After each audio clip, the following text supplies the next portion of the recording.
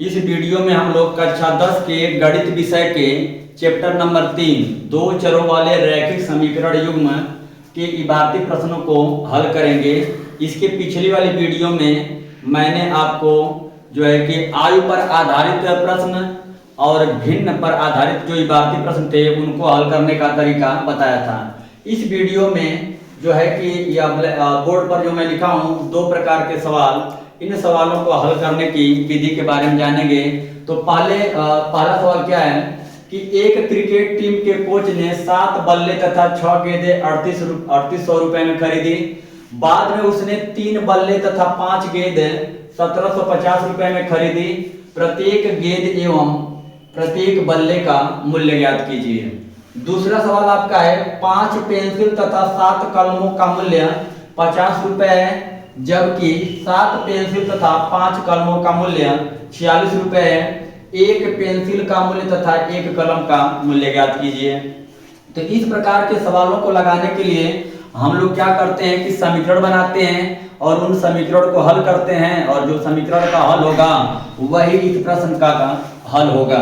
तो कैसे हम लोग समीकरण बनाएंगे, देखिए दोनों सवाल एक ही तरीके से लगने वाले हैं। बस क्या है कि इसमें क्रिकेट टीम के कोच जो है कि बल्ले और गेंद की बात की गई है और यहाँ पर कलम और पेंसिल की बात की गई है, लेकिन दोनों सवाल एक ही तरीके से क्या होंगे, लगेंगे। कैसे हम लोग समीकरण बनाएंगे, तो देखिए कह रहे हैं कि एक क्रिकेट टीम के कोच ने 7 बल्ले खरीदे तथा 6 गेंदें 3800 रुपए में खरीदी। बाद में उसने 3 बल्ले तथा 5 गेंद 1750 रुपए में खरीदी।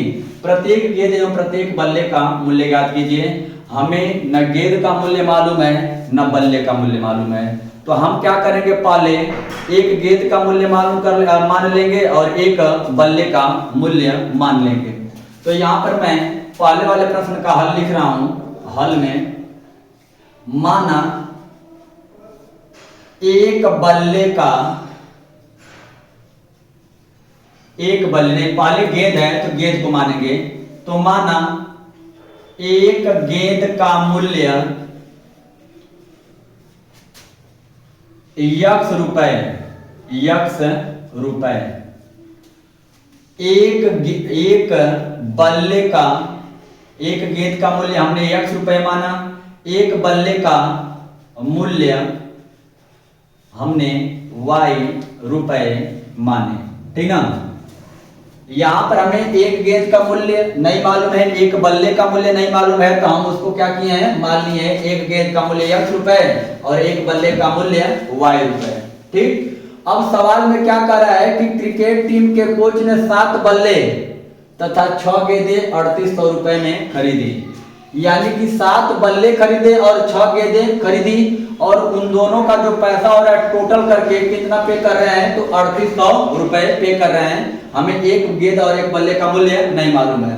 हमने माना है कि एक गेंद का मूल्य x रुपए है, तो यहाँ पर एक गेंद कितनी है, एक गेंद को क्या माने हैं, एक गेंद का मूल्य माने है x रुपए। यहाँ पर कितनी गेंद है, तो 6 गेंदें हैं। तो एक गेंद का मूल्य x रुपए है, तो 6 गेंद का क्या हो जाएगा, 6x हो जाएगा। एक बल्ले का मूल्य हमने y रुपए माना है, तो 7 बल्ले का कितना हो जाएगा, 7y हो जाएगा। और दोनों का पैसा जोड़कर वो क्या कर रहे हैं, दे रहे हैं, तो कितना दे रहे हैं, 3800 रुपए दे रहे हैं। यानी कि 6 गेंद और 7 बल्ले का जो मूल्य है वह कितना है, 3800 रुपए है। यह समीकरण हमारा क्या बन जाएगा, 1 बन जाएगा।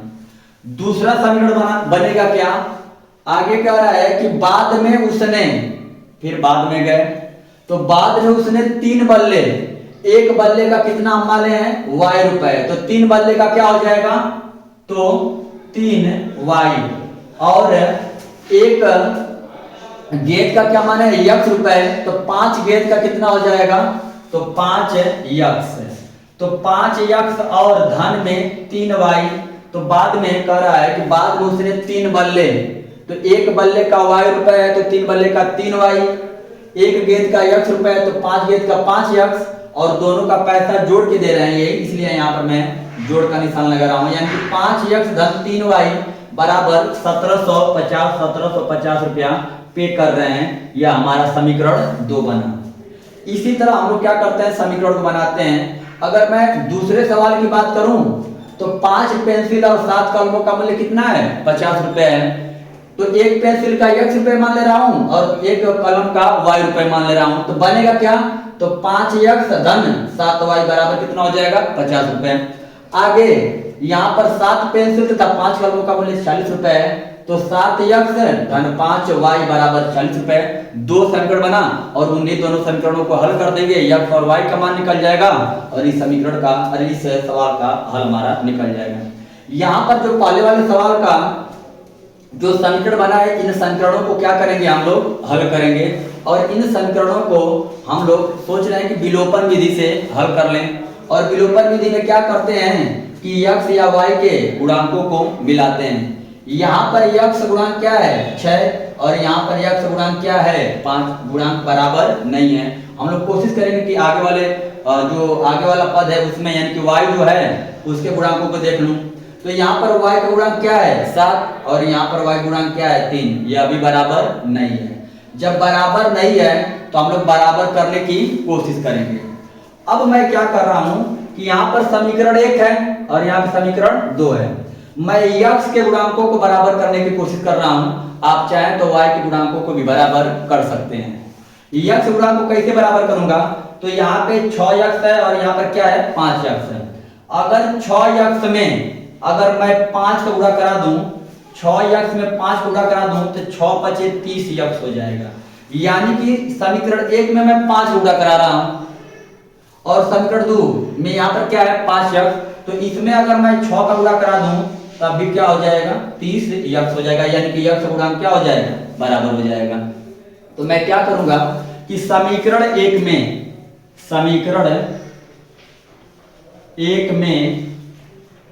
5 से गुणा कराने पर, 5 से गुणा कराने पर, तो 5 से मैं गुणा कराऊंगा तो है क्या, 6x धन 7y बराबर में 3800। तो 6x में 5 गुणा कराऊंगा तो 6 बचे 30x, तो 30x और यहाँ पर 7y है, 7y में 5 गुणा कराऊंगा तो 5 सते 35y और इधर जो है कि समीकरण 1 में हम लोग 5 से गुणा कराएंगे। तो समीकरण 1 क्या है, 6x धन 7y बराबर 3800। 5 से मैं गुणा कराऊंगा तो क्या आएगा, 6x में 5 गुणा कराऊंगा तो 6 पचे 30x धन 7y में मैं 5 गुणा कराऊंगा तो 5 सते 35y बराबर, यहाँ पर क्या है 3800 में मैं 5 गुणा कराऊंगा तो 5 0 0 5 0 0 5 बटे 40 को शून्य हासिल 4 और 5 15 15 4 19। यानी कि हमारा समीकरण क्या बन जाएगा, 3। अब जो समीकरण 2 है उसमें मैं 6 का गुणा कराऊंगा। तो समीकरण 2 में 6 का गुणा कराने पर, समीकरण 2 में 6 का गुणा कराने पर, तो 6 को गुणा कराऊंगा तो 6 पचे 30x धन 6 3 18y बराबर 6 0 0 6 पचे 30 और 6 सत्ते 42 42 3 45 और 6 कम 6 6 4 10। यह हमारा समीकरण क्या बन जाएगा, 4 बन जाएगा। समीकरण 1 में मैंने 5 गुणा करा के इसको जो है गुणा करा है, तो जो आया है वो हमारा समीकरण नंबर 3 हो गया है। समीकरण 2 में मैंने 6 का गुणा कराया है और जो आया है उसको मैंने समीकरण 4 मान लिया है। अब समीकरण 3 और 4 को देखेंगे तो जो x का गुणांक है वह क्या है, बराबर है। x का गुणांक बराबर है और चिन्ह भी क्या है, बराबर है। तो हम क्या करेंगे कि समीकरण 3 में से समीकरण 4 को क्या कर देंगे, घटा देंगे। x वाला पद कट जाएगा, y में समीकरण मिलेगा और y वाला y का मान आ जाएगा। तो लिखेंगे समीकरण 3 में से 4 को यानी समीकरण 4 को घटाने पर, समीकरण 3 में से समीकरण 4 को घटाने पर, तो घटाएंगे तो 3 में से 4 घटा रहे हैं तो 3 को ऊपर लिखेंगे, 4 को नीचे। तो 30x धन 35y बराबर 19,000 और दूसरा क्या है जिसको घटा रहे हैं उसको नीचे लिखेंगे। तो 30x धन 18y बराबर 10,500। अब हम लोग घटाएंगे तो मैं आपको बताया हूं कि जिसको हम लोग घटाते हैं उसका चिन्ह बदल जाता है। यहां पर इसके सामने प्लस है तो माइनस हो जाएगा, यहां पर प्लस है तो माइनस हो जाएगा, यहां पर प्लस है तो माइनस हो जाएगा। अब 30x में से 30x जाएगा, यह कैंसिल हो जाएगा। 35y में से 18y जाएगा, तो 35y में से 18y जाएगा तो 17y बचेगा और बराबर 19,000 में से 10,500 घटाएंगे तो 0 में से जाए 0 जाएगा 0 0, 10 में से 5 जाएगा 5, यहाँ पे 8 बचेगा, यानी कि 8,500 आया। यहाँ पर 17y बराबर 8,500, तो y बराबर क्या आएगा? तो 8,500 में हम लोग 17 से भाग दे देंगे तो y बराबर क्या आ जाएगा? 17 × 5 = 85, यानी कि 500। y का मान क्या आ गया? 500। अब y का मान हमारा निकल गया। अब y का मान हम लोग क्या करेंगे कि समीकरण 1 में लाके रख दे रहे हैं। समीकरण 1 में लाके हम लोग y का मान रख दे रहे हैं। अब लिखेंगे यहां पर कि y का मान समीकरण 1 में रखने पर, तो y का मान समीकरण 1 में रखेंगे कहां पर? तो y के जगह पर। तो समीकरण 1 क्या है? 6x धन 7y बराबर 38। तो यहां पर लिखेंगे 6x धन 7y, y का मान क्या है? 500। तो 7 का गुणा 500 में कराएंगे तो 5 × 7 = 35, यानी कि 3500 बराबर में 3800।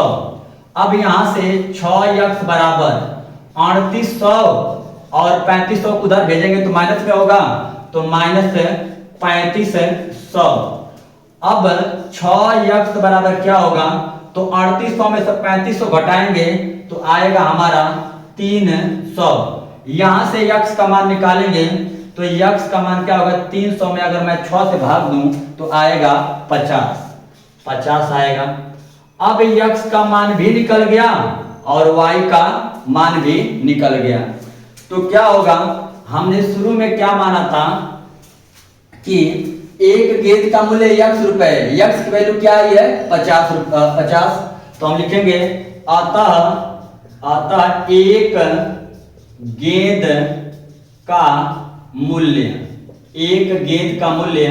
₹50, यानी कि 50 रुपए। और एक बल्ले का